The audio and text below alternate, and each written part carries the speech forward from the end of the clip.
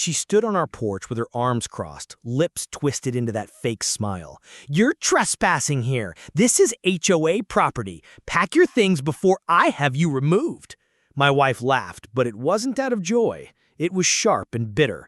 "I don't belong to your HOA. This is my land, and you have no right here." That's when Karen's eyes narrowed. She pulled out her phone like it was a weapon. "Fine," she said coldly. "If you won't listen, I'll get the cops to deal with you." 10 minutes later, 2 men in cheap uniforms showed up, flashing badges that didn't look right under the sun. One of them barked, "Ma'am, you need to vacate. You're not authorized to live here." I watched my wife's jaw tighten, her fingers tapping the wooden railing, but she didn't move. Instead, she tilted her head, almost amused. "You're telling me I can't be on my own property? Interesting." The fake cop stepped closer, puffing his chest like he was about to drag her off. Karen stood behind them, smirking like she'd already won, whispering loud enough for us to hear. "See? Told you. Nobody says no to me." But my wife didn't flinch. She let them talk, let them play their little act, and just when one of them reached for her arm, she pulled a folded document from her pocket, her voice steady and sharp. "Before you embarrass yourselves any further, maybe you should check who actually owns this land." The men hesitated, glancing at each other. Karen's smile wavered for the first time. The paper in her hand wasn't just any paper. It was the deed, stamped and notarized, the kind you can't argue with. She held it up like a sword, her eyes locked on the fake badge in front of her.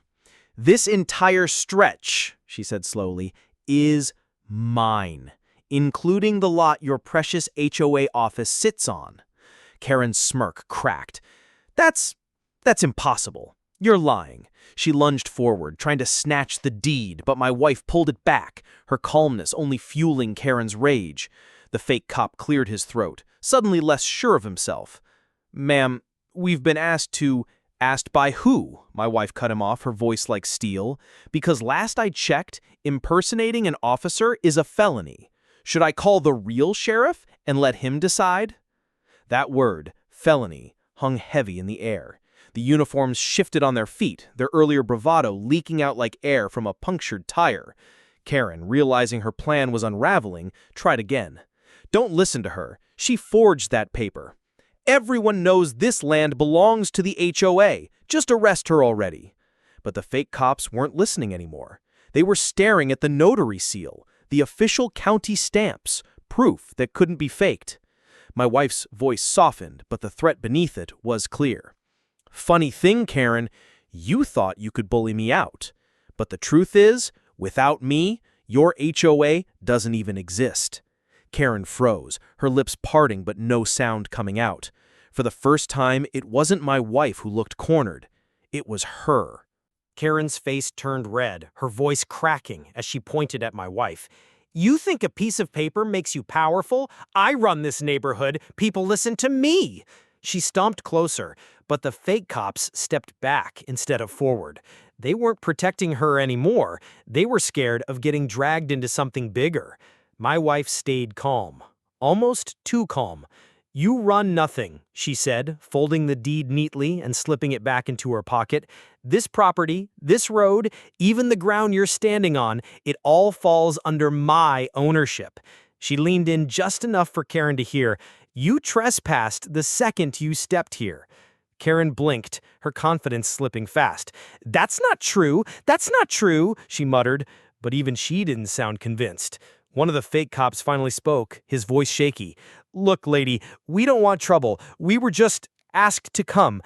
"Asked by her," my wife said sharply, nodding at Karen, "which means you're working for someone impersonating authority. That makes both of you criminals." She pulled her phone out slowly, her thumb hovering over the screen. "Shall I dial the sheriff right now, or do you want to confess first?" Karen panicked, her false bravado shattering. She grabbed the arm of one fake cop, whispering harshly, "Do something!" But instead of stepping in, the man yanked his arm away, glaring at her. "You didn't tell us she owns the land." That was the moment everything shifted. The power Karen thought she had, it was gone. Karen's voice rose to a desperate pitch. "She's bluffing. Don't listen to her." But her words had no weight anymore. The fake cops were sweating, glancing at the street like they were already planning their escape. My wife finally tapped her phone screen, putting it on speaker as the line rang. "Sheriff's Department, how may I help you?" came the voice on the other end. Karen's eyes widened, panic flashing across her face. "Hang up that call right now!" she screamed, but my wife didn't. Calm as ever, she replied, "Yes, I'd like to report 2 men impersonating law enforcement at my home. They're here with a woman who claims authority she doesn't have. I have legal documents proving ownership." The fake cops froze. One muttered under his breath, "We're screwed."